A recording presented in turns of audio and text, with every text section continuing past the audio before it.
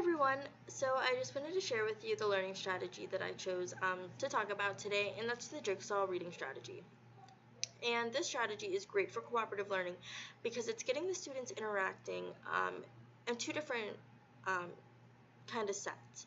And the first set is wherever they're going to be interacting with their peers who are learning the exact same information as they are. And those students can really act as natural supports for one another when it comes to, reading things, practicing with one another, etc. And then you're going to have your expert or your home group where the students are going to be presenting the information that they were researching. Okay, so I'm first going to tell you how I'm going to implement this, and then you'll later see a demonstration. So what you're first going to want to do is just like anything else that you would do in the classroom, you're going to want to introduce the strategy as a new strategy that it's exciting. It might not be for everyone, but we're going to try it. And then you're going to want to, tell the students what they're going to be researching about, so the topic. So in my instance, I'm doing dinosaur diets, and it's going to consist of three main topics that the students are going to be learning about, and it's going to be carnivores, omnivores, and herbivores, okay? And so I'm going to break the class into those three groups. So one group's going to be learning purely carnivores, the next group's going to just be learning about the herbivores, and then the last group is just going to be learning about the omnivores. And then what you can do to help students while they're in that group is provide them a graphic organizer, something like this. It can be simple. So when they're using, the books or the iPads or the computers to research the information, they can, kind of take notes and organize that information that they're ultimately going to share with their home group. It's also going to be beneficial whenever you implement this strategy that you give students a time frame. So I'm giving my students 25 minutes to do the research, okay? And, they may need longer than 25 minutes. They might get done before the 25 minutes. And that's all dependent on your student population in your classroom and their ability levels. So, it's not going to be bad if you have to extend the time to let them research. Or, if they get done early, encourage the students to practice with one another in their expert groups, just presenting to each other as if the person they're presenting to didn't know anything about the topic. And that's just going to help the students become more comfortable whenever it comes time for them to present that information into their home group. Okay.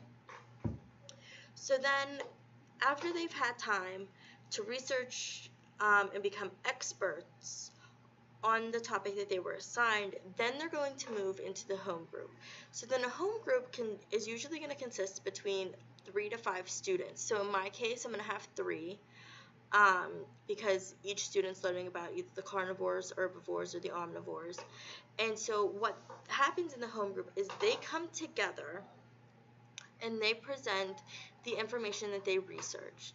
So, they're learning about 2 other main ideas from the topic that they weren't responsible for being experts on. And that's really great and that's the whole point of the Jigsaw strategy. It's kind of like a puzzle. So you're bringing the pieces of the puzzle together to make one big overarching, topic, and that would be the dinosaur diets. And it's also great for students who are learning English and who may be diagnosed with a disability, because instead of having them responsible for the information of being experts on all 3 categories, they're only experts on one, okay? And then it requires them to be active listeners and to stay engaged and to learn about the other 2 topics. But whenever the students are presenting to one another, they're talking in the language that they're more comfortable with, that they can understand. It's not scientific language. It's, the carnivores are meat eaters. And so the students can better comprehend the information from their peers rather, than just reading it and whatnot.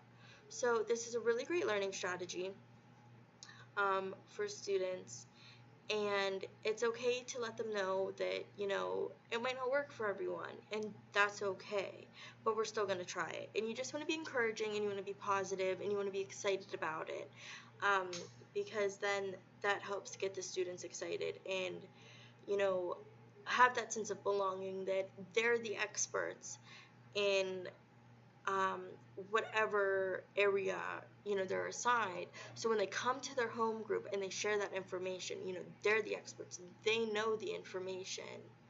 And so it creates that sense of belonging as well. So I just wanted to give a quick disclaimer also for whenever I do my demonstration. So based on the ability levels of my students, I'm going to be having some middle schoolers come down to work with my students and to help them. And they're going to be acting as those natural supports. And the natural supports are so important because with my students being on different ability levels, they're going to need more scaffolding. And having those natural supports is helping provide the scaffolding that the students need, whether it's, you know, helping them understand the material by kind of re-explaining it, or helping them read, or for students that cannot communicate as effectively, kind of helping them, you know, communicate for the student. Um, for instance, I have a student who's nonverbal, so the middle schooler is acting as a natural support by having them, or having that student kind of help speak for that student. So where that student's still being heard, even if he can't actually speak for himself.